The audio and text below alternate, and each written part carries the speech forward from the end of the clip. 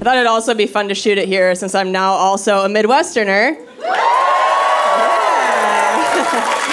Thank you. Yeah, I moved to Minnesota last year in the month of January. And that's how you die. 8-month winters are fucking brutal. God. When I hit my 1-year mark of living there, some of my friends were like, oh, how did you celebrate? I was like, oh, I just walked into my bathroom like it was a prison cell and etched one tally.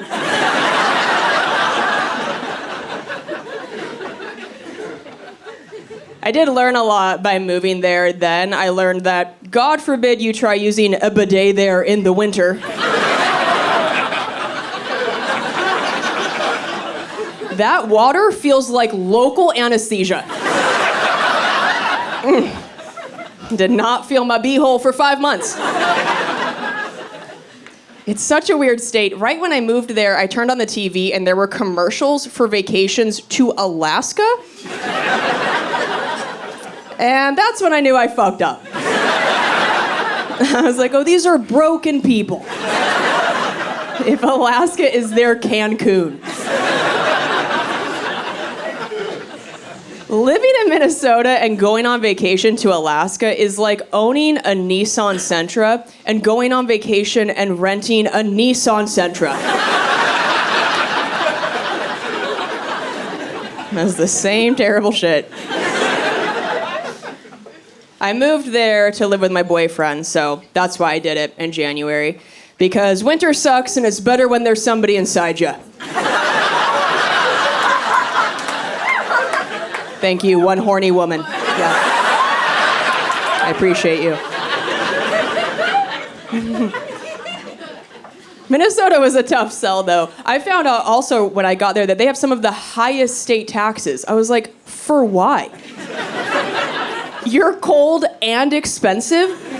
That's like a dog who's ugly and bites. Put it down.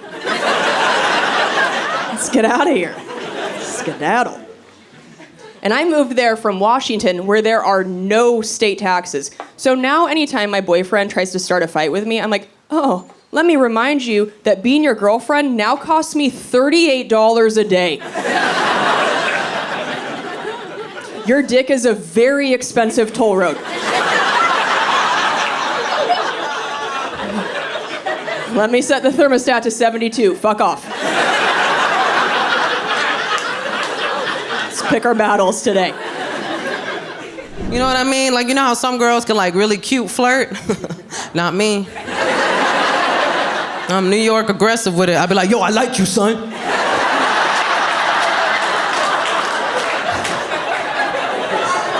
You trying to do this? Hey, yo, you trying to smash? Turns out he liked it. He was like, I'm scared, I'm gonna follow her. But I'm not gonna lie to you, man, moving from the Midwest to New York, what a culture shock. I couldn't start him in the South Bronx, you know what I mean? Like, I couldn't. That's not a starter borough, you know what I'm saying? Like, that's...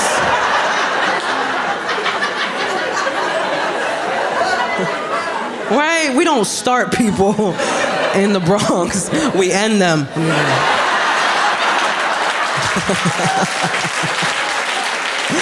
Don't shoot the messenger. Although we do. We shoot the messenger. Nobody getting messages. But we found a nice starter borough. Astoria, Queens. Great starter borough, right? We moved there, man. I showed them all the artisan coffee shops. I was like, look, your people did that.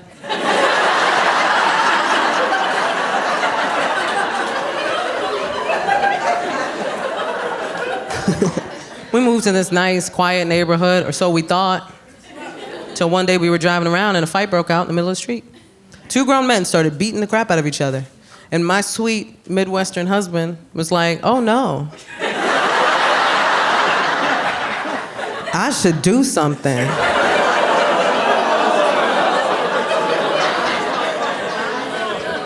I was like, if you don't roll up your window right now, I'll fist fight you myself. I I was like, what you gonna do, Captain America? You gonna fight 2 grown men? You have psoriatic arthritis, take a seat. I'll tell you what's about to happen. I'm about to watch you get jumped. That's what's about to happen. And I'm gonna watch, because I know how to mind my business. I already learned. This is your lesson, baby, not mine.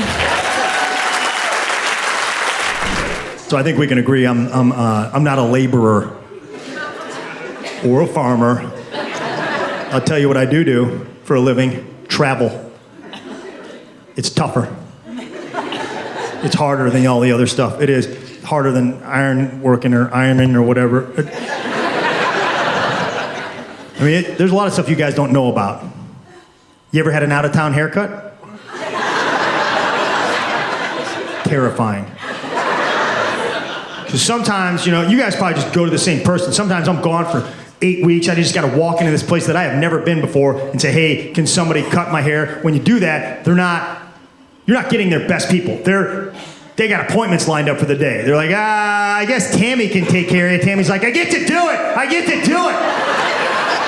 Tammy has never cut a head of hair in her life. I'm just sitting there in the chair, terrified. Tammy's trying to make small talk with me. So, where are you from? No offense, Tammy, but I need you focused, all right? What are your hobbies? From the looks of this haircut, they're going to be indoor hobbies for the next 6 weeks.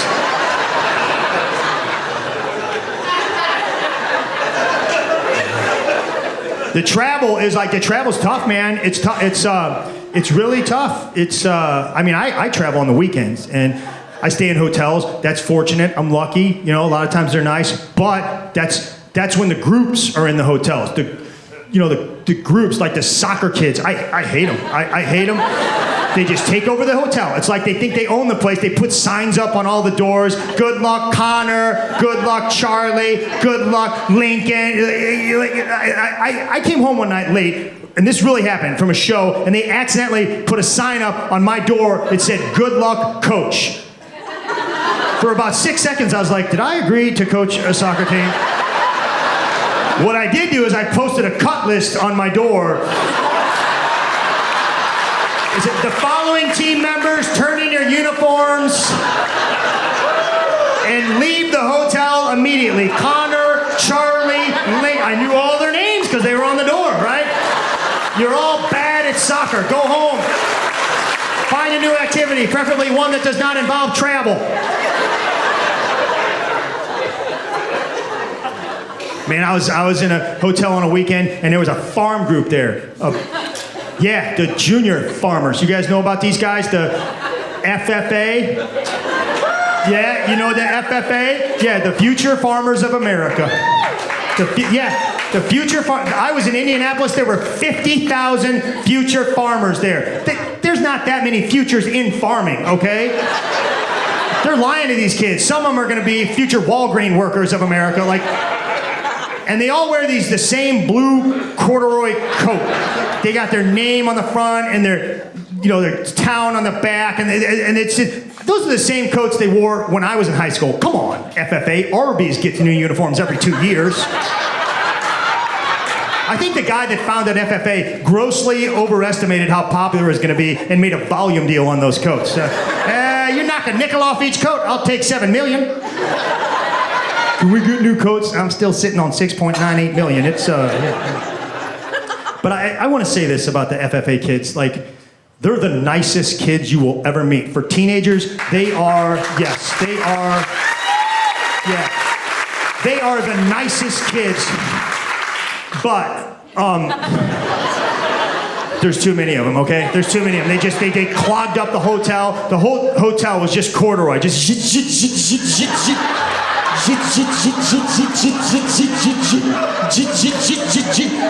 why do you have to stay in a hotel? You're a farmer. Sleep outside.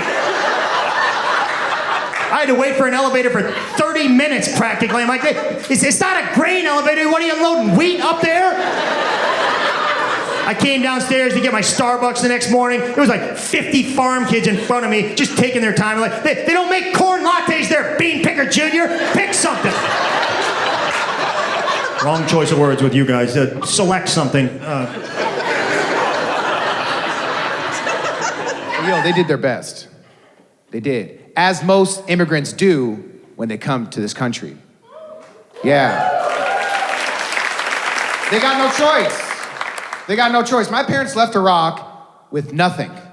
They had nothing. And they came to this amazing country because they wanted to be free and they wanted to pursue their American dream. Yeah. And that dream was to open a liquor store. Let's go! That's the immigrant American dream. They escape poverty and persecution so they can sell American people vapes. And alcohol and cigarettes. All things that can hurt them. Yeah, that ain't terrorism, they're paying for it. Oh. Our store was in the hood. That wasn't even the worst part. It was right across the street from a Rite Aid. Rite Aid's a huge convenience store. The thing that sucked about that is that people usually drive by my mom's store and go there because they got more items. Things are a little bit cheaper, right? And that's why I want to say this right now, Detroit. This is a working class town. It is. When y'all get the opportunity, remember to support these mom and pop businesses. Yeah. And listen, I get it. I know their beer is expired. And they're still selling Obama shirts. But we gotta support them, man. You know? My mom fought hard. She didn't want Rite Aid to win. So she had to carry extra items, even some items Rite Aid didn't have, so she can compete with them, right? Like you go to a normal store, they might have like beer, wine, chips, cigarettes, lotto. My mom's store, she had beer, wine, chips, cigarettes, lotto, shirts, shoes, speakers, baby formula, insurance, cell phones, pizza, ice cream, fireworks, crack pipes, my dad's jacket. You name it. We had everything. Customers would be hella confused. They would be like, bro, where are the Doritos? I'm like, did you check behind the hot tubs? See, you in the wedding dress section. What you need to do. My mom was a G, bro. She used to buy a bunch of items from Pakistan, and she used to sell them at the store. But the thing is, they would just name the items after what the product was. So we used to sell shampoo brand shampoo. Yo, the logo was just a squiggly line. Customers would be like, what is this? I'm like, that's Kirkland's actual signature. Yo, we used to sell shirts that just said shirt. And condom brand condoms that didn't work. People kept having children. Our number one selling item were Lucy's. Yeah, what up, Detroit? Lucy's are a staple, man. Unfortunately, Lucy's are actually illegal. It's illegal to sell a loose cigarette. If a cop catches you selling a loose cigarette, not only can they take away your cigarette license, they can put you in jail for doing that. And my mom did that shit anyway. She was trying to provide for her family. This was bigger than the law. My mom also sold 2 cartons of loose cigarettes a day. She did, I know. That's $200 a day, $1,400 a week, $5,600 a month. Loose cigarettes paid for me and my brothers to go to college. Yeah. My education was sponsored by Newport 100s. Yeah, I paid for my tuition in quarters. I now feel if you want to feel generally positive about the current state of the United States of America on a global cultural scale, what you need to do is you need to watch 90 Day Fiancé on TLC,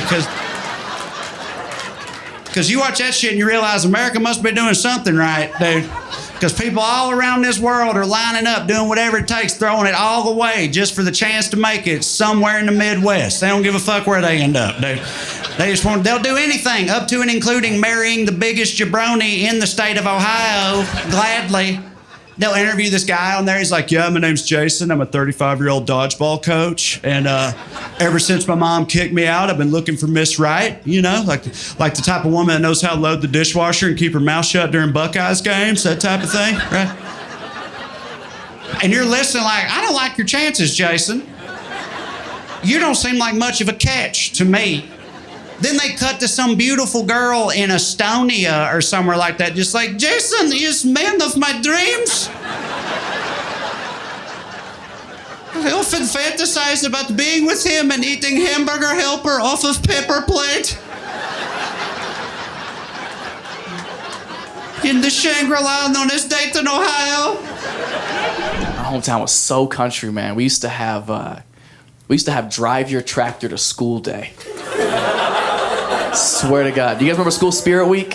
Where like every day of the week would have a theme to it, like pajama day or twin day. We would have one day in that week when like the rich kids would pull up and just fucking flex on us, John Deere style. And the women in my school would just get wet. Like, oh my Lord, he's got land. Because that's all people cared about where I was from, was fucking farming. Like, you didn't need 8 inches if you had 8 acres. Like, that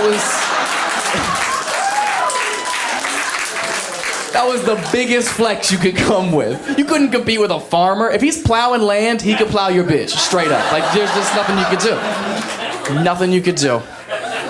The reason I know I'm from a meth town is because until about 8th grade, I thought garages just blew up sometimes. That just happened. McKiskey? Yep, factual joke. And no one tells you why the garages are blowing up as a child. So you come up with theories. You know, as a little kid, I was like, sun must have got hot. Then I grew up and I was like, it can't be the sun. That doesn't make any sense. Why aren't all the garages blowing up? So I was like, it's the garage refrigerator for sure. It's gotta be the garage refrigerator, you know? Because as a kid, people would be like, go get me a popsicle. I'm like, are you out of your mind? You want me to go to the most combustible part of the house? I don't even keep my bike in there. Because the garage refrigerator is always making noise. It's your worst appliance. And it's really exciting to be able to tell this joke where people understand what a garage refrigerator is. It's wonderful, okay? Because I live in Los Angeles right now. And when I talk about having a garage refrigerator to a Los Angeles audience, all they hear is 2 refrigerators. Someone must have grown up a billionaire. And I have to correct him. I'm like, oh no, you don't understand what a garage refrigerator means for most of the United States. A garage refrigerator simply means you finally got a new refrigerator. And then you said, don't throw the broken one away. That's for weird shit now. That's for things that should get cold, but if they don't, that's still okay. That's for things we don't want around the everyday milk and eggs, you know? That's for more loose deer meat in a Ziploc. That's what we're gonna put out in the garage refrigerator. Stuff from your neighbor, that goes in the garage refrigerator. You know what I mean? Your neighbor Jerry shows up, he's like, you want any of this meat? Nah, I shot him. Like, you wrecked your car, Jerry, you hit that fucking meat, I know that. That's hit meat. I'll take it though, thank you so much. I know your processing plant, they do a great job, all right. I'm gonna put it out with the hot beer. I thought I was really rich growing up. I really did. I thought we were very rich. It doesn't take a lot to feel rich when you grow up in a meth town. It doesn't. Like, my dad sold cars and my mom was a babysitter, and I was like, I get why we're Republican. Keep the government out of this combined annual income of $55,000 for a family of 5. That's our Ford Taurus we share, not the government. You find out how poor you actually grew up with how late in your life you learn Red Lobster's not a fancy restaurant. And somebody didn't laugh and you're still poor, and that's okay. You have a goal now, that's exciting. Next time you pop down to Seattle, give it a shot. You can afford it, I promise. We think it's great, but it's the Applebee's of the sea. That's what it is. I didn't know Red Lobster wasn't fancy until I was 37. And I'm 37. It was months ago. It was this summer it happened, okay? I was in New York City with my friends. We were in Times Square and we were walking. There's a 3-story Red Lobster. I was like, whoa! And I took my phone out. I started taking photos of a fucking Red Lobster because it was 3 stories. I was like, oh, nobody's gonna believe this. Nobody back home is gonna believe that I saw a 3-story Red Lobster. That must be the mother, you know, like. And my friends were like, you love Red Lobster? I was like, oh, I love Red Lobster. Like, let's go. And I'm like, we wish. Someday. And they're like, no, for real, let's just go. I was like, no, for real, I got fucking shorts on. We're not getting in. That's a khakis only establishment, all right? Someone's grandpa in town gonna pay for that? That joke hit. You love when you're doing a stand-up special and one person in the crowd laughs. That's what you're going for.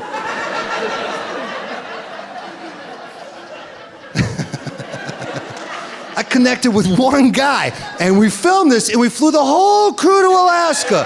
That's what we was trying to get, baby. One guy.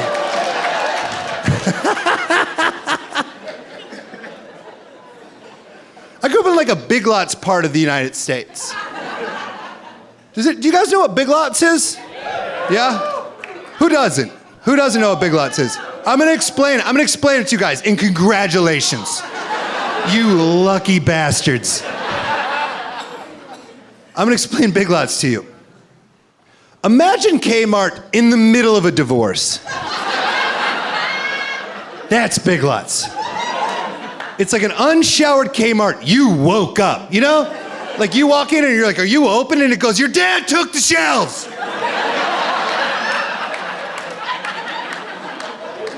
We're a Piles and Bins family now. Dig around.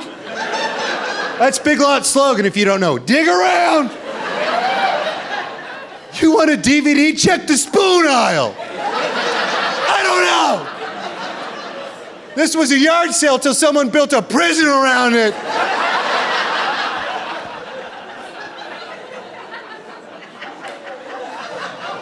Yeah. I got really good at drinking in the Midwest. I got so good at it. I'm fantastic at it. I know I'm not Alaska good, but I'm aware that I'm treading on your territory. Like, whoa, we have the biggest problems. But I'll put Iowa against Alaska, you know. We're going pretty hard together, all right? We both know it sucks. But I grew up in Iowa, and then I moved to Los Angeles from Iowa. And if you move straight to Los Angeles with the ability to drink like you grew up in Iowa or Alaska, they want you to go to rehab. It frightens them with how much you can drink. They're like, how many beers did you have? And you're like, tonight or today.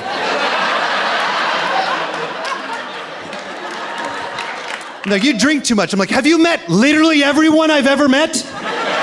I'm the weak link on my flip cup team. I definitely found it strange being raised by English people in America. Like, immigrant parents raise you with sort of weird traditions, but the more I travel the country and talk to people, the more I realize it wasn't that my parents were immigrants, it's just parents. Parents just give you fill your head with weird shit, and then you become a grown-up, and then you're out there like, yeah, we used to do this, and people are like, what? And you're like, yeah, my house has like a tradition. And they're like, that's like borderline abuse. You're like, it's not abuse, it's tradition. It's a tradition. This one guy, I was talking to him, and he was like, his family didn't celebrate any holidays, except for one that they celebrated twice a year. And you, like me, are probably like, what holidays twice a year? Well, you're not gonna figure it out. Because it in no way is a holiday. His family went big for daylight savings. Big day for them. They spent food out, they had drinks, people over, revelry. It was an event. He was at school day of, like, y'all excited? It's Daylight's Eve. Spring ahead, my favorite of the two, bitches. I don't even know how that works. You gotta stay up till 2 a.m., you're having a good time, and then at 2 you have it again, I guess? I'm not sure. Or then it's 4 a.m. and you feel like you just did blow with your family. You're like, what are we doing? This is weird, everybody. I had a woman at my show. She told me about how her and her sisters would always get their hair cut from their grandma all through their youth, which I thought was pretty sweet. It was like a family tradition. Then the grandmother passed away, and they were cleaning out her place, and they discovered that she'd kept all that hair, all of their childhood hair, in a set of drawers she hid in a closet, or as I call it, the hairdresser.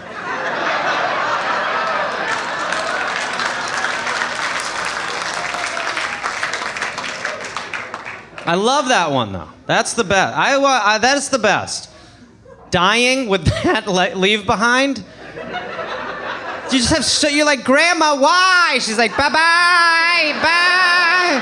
You're like, why were you doing it? She's like, you might not figure it out, ta-ta. She's like, what was the hair? Maybe I was putting it in pillows. You'll never know. I'm gone, I'm vapor.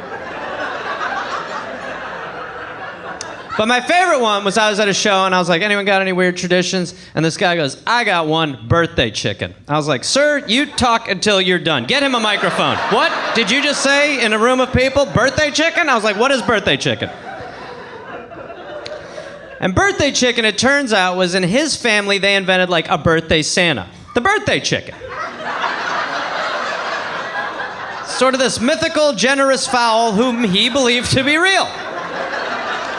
So every year on his birthday, he'd get gifts from his friends and family, but then he'd get one extra gift from the birthday chicken. He thought it was totally normal, right? Then he gets a little bit older, goes through the reveal that we all went through. Granted, his was a little different than ours. There was an addition. It was like, there's no tooth fairy, there's no Santa, there's no birthday chicken. He's like, I'm gonna need a minute. Santa I saw coming, but birthday chicken? Who is eating all the feed we put in the living room? Dad? Oh my God.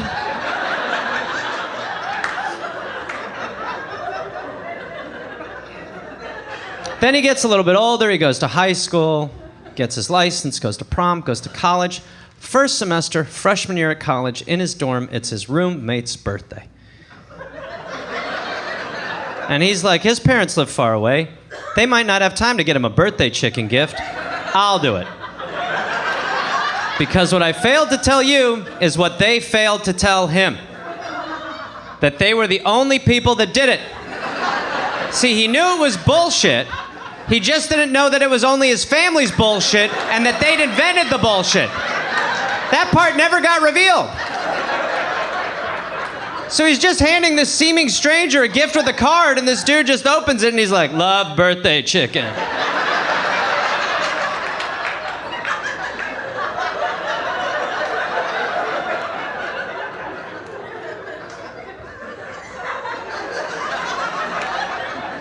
And that's you.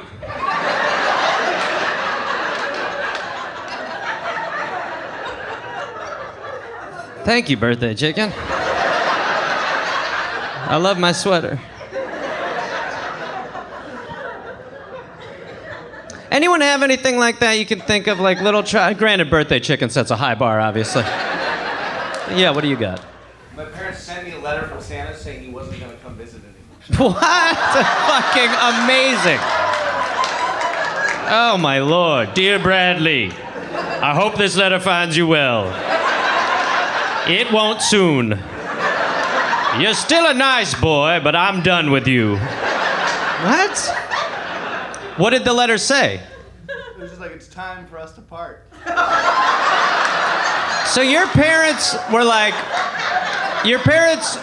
first of all, I'm 90% one of your parents is a lawyer. They're like, legally, if we get this notarized, we're in the clear. He cannot sue us in the future.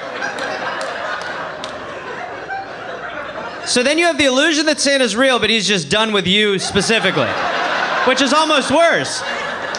Because kids are like, what did Santa get you? And you're like, Santa and I aren't doing that anymore.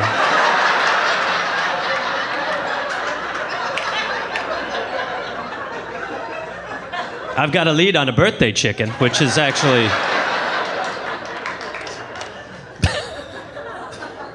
That's great. It's just a lot of kids, and you're not one of my favorites.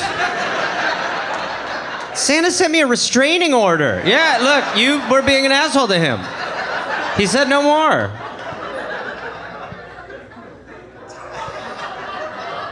Oh, man, now I want to have kids just to do that. That's like... I'm gonna burn my rubbers to be like, I'm gonna fuck with this kid. Be like... Here's mine. This is my family tradition. My family, when I was growing up, I'd go to England. They would make us share bath water.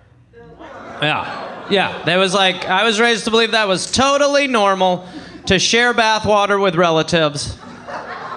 I can't explain it, you know? A lot of people won't take baths because they're like, ooh, gross, that's your own filth, right? My own filth to me as a child would have been a dream. A dream. I'd look at a bath of my own filth the way a gruel-filled orphan would look through a rich person's foggy window at a Christmas goose. Just like, me own filth? Gosh, someday, maybe. Imagine. Me own filth, you know.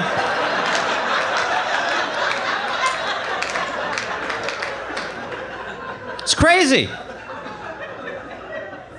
It would be like my aunts, my female cousins, they'd all share one bath, then they'd drain it, they'd do the great refilling, and then it was man time. And let me point out, this is PMS, pre-manscaping, a much bushier era, okay? And it would be like 9, 10 dudes I'd be following, grown-ass men. I was a child. But I didn't think it was weird. It was the prison I was born into. But by the time it got to me, it didn't even look like bathwater anymore.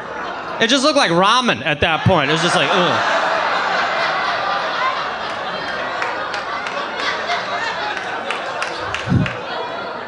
It was the consistency of like cold sake by the time it got to me, you know what I mean? And then I just had to get in. I just had to put myself into this human soup, this dude stew, this minestrone, this guy spaccio. I'd go in there, a 7-year-old nubile boy, take a skunk dunk and come out of there covered in so many hairs of various lengths and curls I'd look like a Grecian man at a nude beach, just like, let's do this, you know? Bonkers. My uncle come over, he'd take the hair off me, give it to grandma, obviously. It was for her. It was, caring is caring. Caring is caring. They did everything earlier in England. Like, they corrupted as youths much earlier in England. You'd see like an 8-year-old smoking, you'd be like, that's crazy. I'd be like, got a problem, copper? You'd be like, I'm 9, so you need to pump the brakes over there, first of all. Sex was earlier. I remember I was 12 years old and my friend was like, mate, are you still a virgin? I was like, yeah, I'm still a virgin. What are you I'm 12 years old. He was like, don't worry, it'll happen. I was like, I don't want it to happen, okay? I am a little boy, all right? This is not chest hair. These are my uncle's pubes. I took a bath earlier. I'm a kid, bro.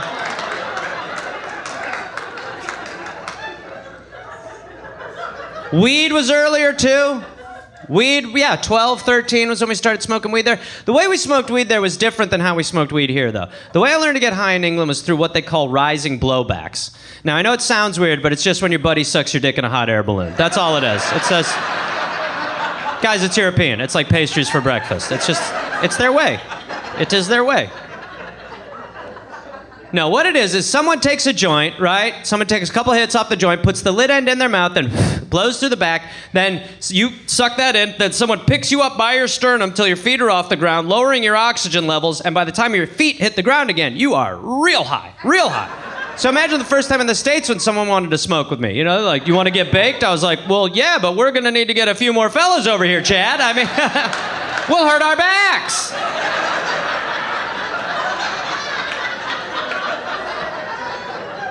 So one of the first times I got high, it's probably like first 3 times I got high, it was late at night, everything's closed, and we're hanging out in front of the store.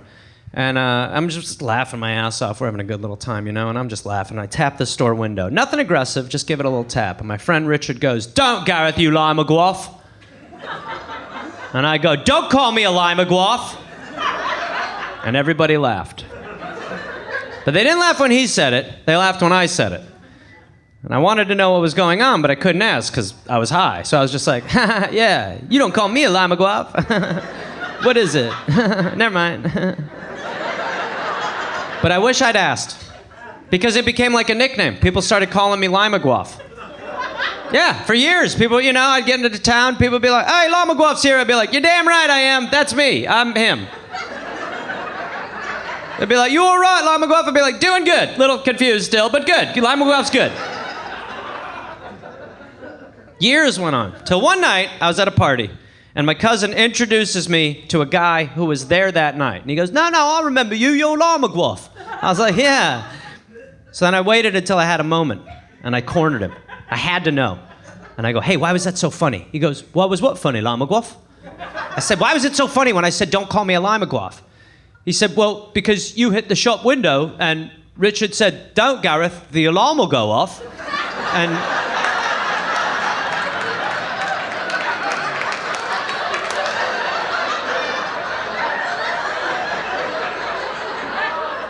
you said, don't call me a Lima Guaf. I was like, well, that is funny. Now that I hear it back, that's pretty good, honestly. That's pretty good weed, too. Well, good to catch up. Hope you're well. Lima Guaf out. I'll see ya. Thank you.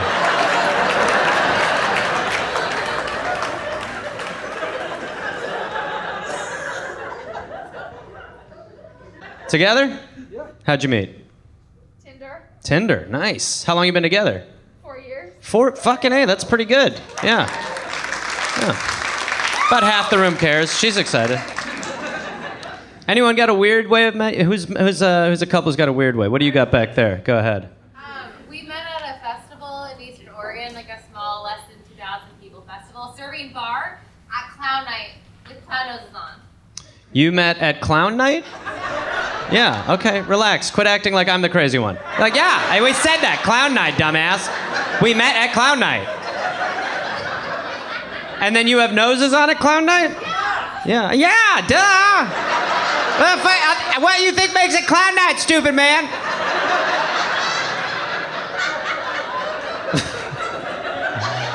Can you imagine walking into a clown bar? I don't know if there's I would make a U-turn so fast. I'd be like, we need to get the fuck out of here. They'd be like, trivia night? Worse, run. Start that car. People loved you? Yeah, well, lots of people think that and they're wrong. That happens all the time. People loved us. We were loud. How long ago was that? 3 years. No, sir, I'm far, but I'm not like in another city.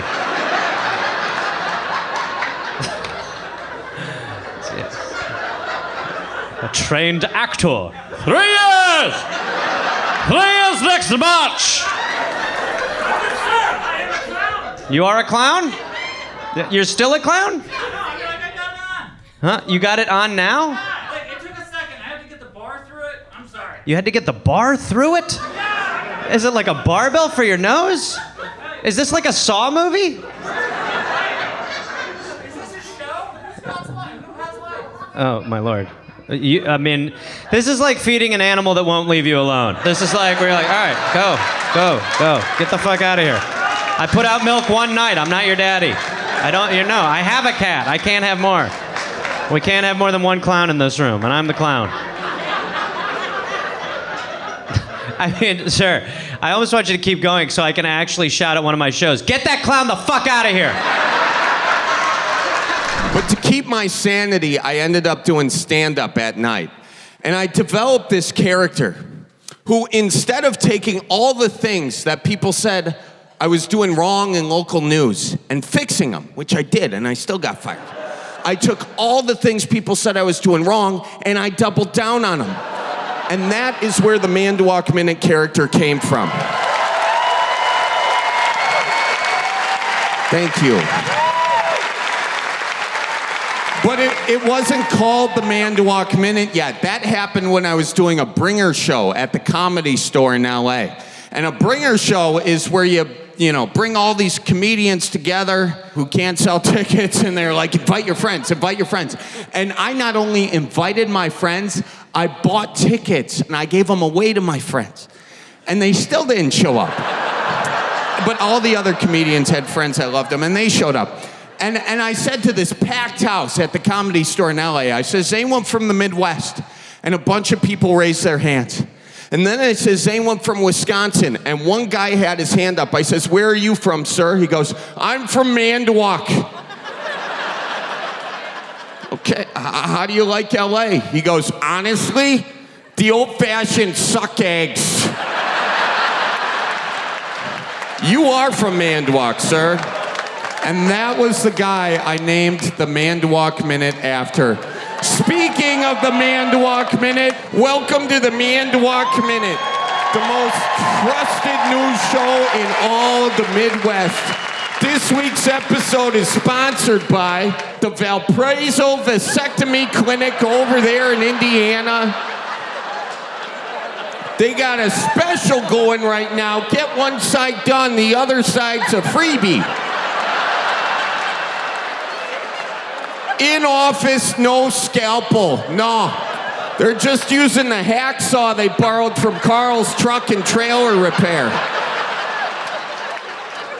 This week's episode is also brought to you by the Keg and Kettle Bar and Grill. If anyone found a tooth at the Keg and Kettle tonight between midnight and closing, please message or call the bar.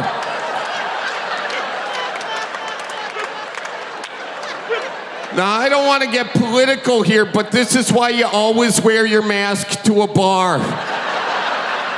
That way your chiclets will never fall far from your beer hole. Okie dokes, let's get these headlines done real quick once. Hudson Mayor suggests ice fishing could lead to prostitution.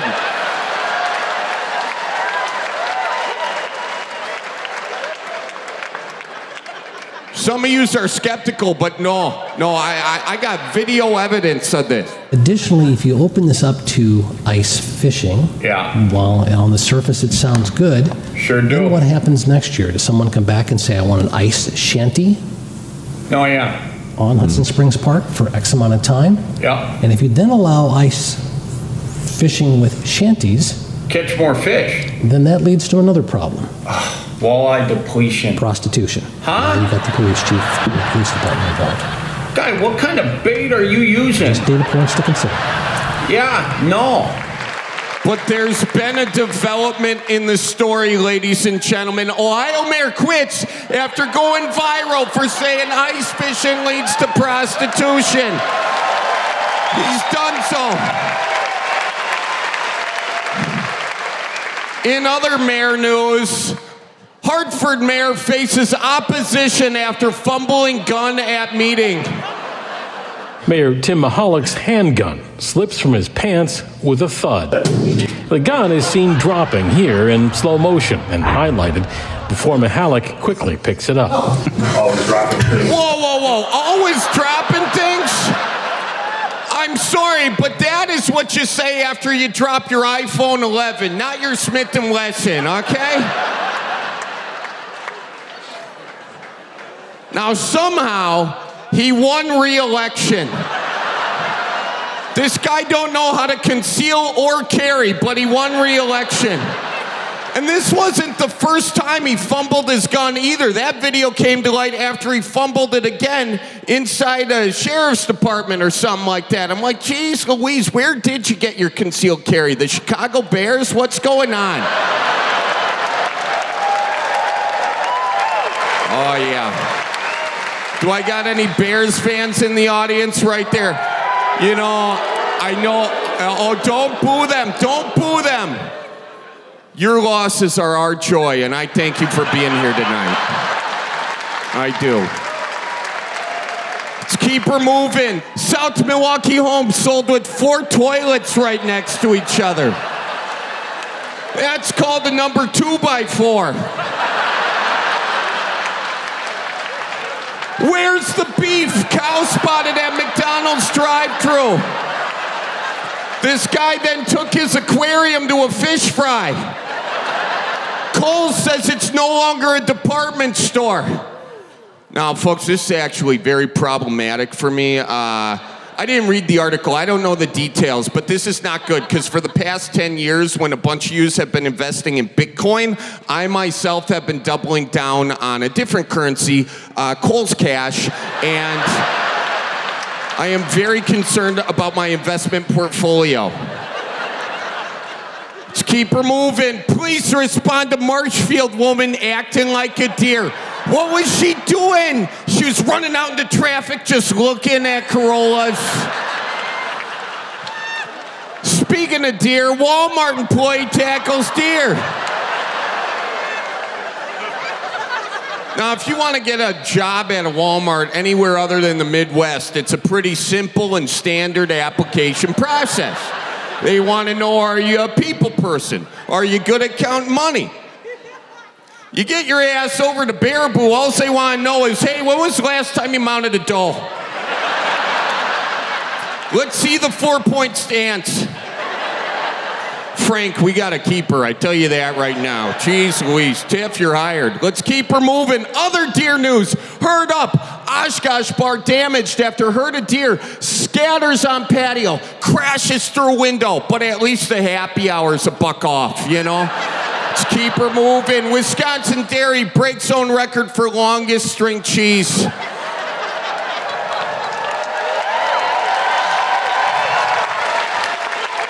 And if you think that's impressive, the next week they broke the record for longest time without a bowel movement.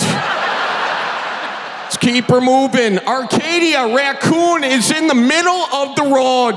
It appears he has been hit. Caller gave the raccoon a cheese curd and is on the shoulder of the road with the animal.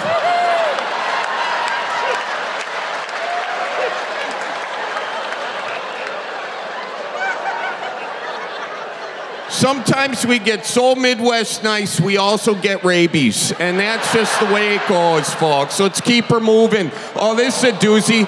Barron County Sheriff's Department. Everyone notice the date. October 23rd. The ice is not ready yet. And before you ask, yes, alcohol was a factor. Speaking of alcohol, Budweiser declares itself the official beer of up north. 2 words to that. Yeah, no. Let's keep her moving. Big Jake, the world's tallest horse, dies in Wisconsin. Oh, and I can tell by that response, you're not gonna like this next joke, but if you want to visit Big Jake's memorial, all you gotta do is go to the glue aisle at your nearest Fleet Farm. Told you wouldn't like it. Let's keep her moving. Wild turkey flies through UW Eau Claire window. Now, this is the first time in recorded history a wild turkey has flown into a UW Eau Claire window. Usually them suckers is flying out and that bottle is empty.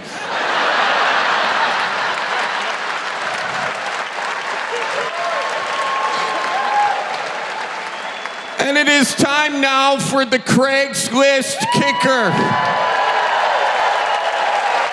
This is where I find the most amazing things in all the Midwest listed on Craigslist, ready to be scooped up, and today is no exception. We got a Packers Davenport, $50, Green Bay, best seats in the house. Smells like beers, hence the price, no low balls.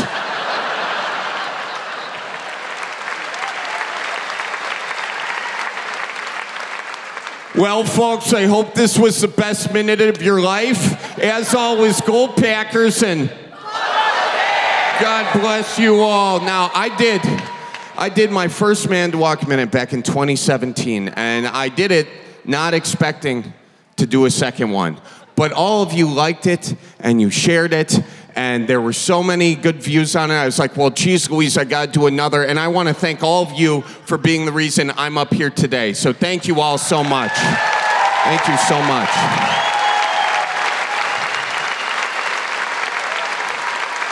And I also want to give a special thanks to the great city of Manitowoc, Wisconsin, because without their support, I would not have this at all. I'm not from Manitowoc, but they've embraced it, and they've embraced me, and I love them so much. And I don't know why they embraced it, you know, the way they did. I think it might have something to do with, like, in 2016, when you Googled Manitowoc, the only thing that popped up was making a murderer, and that's not fair to that great city. And I think the city collectively was like, God, please send us a hero. And then there was me. Hey there, folks. Welcome to the Manitowoc Minute. And Manitowoc was like, God, you've got a cruel sense of humor, but we'll take it. Okay.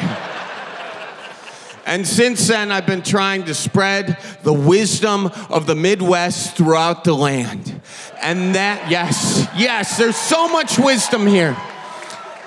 And that wisdom ends with the Midwest goodbye. How many of you have experienced the Midwest goodbye? Show of hands. Keep those hands up if you've experienced the Midwest goodbye lasting more than 4 hours and you had to call a medical professional. Now, there are several steps to a proper Midwest goodbye. Everybody knows the first step. You slap your knee and say, well, I suppose.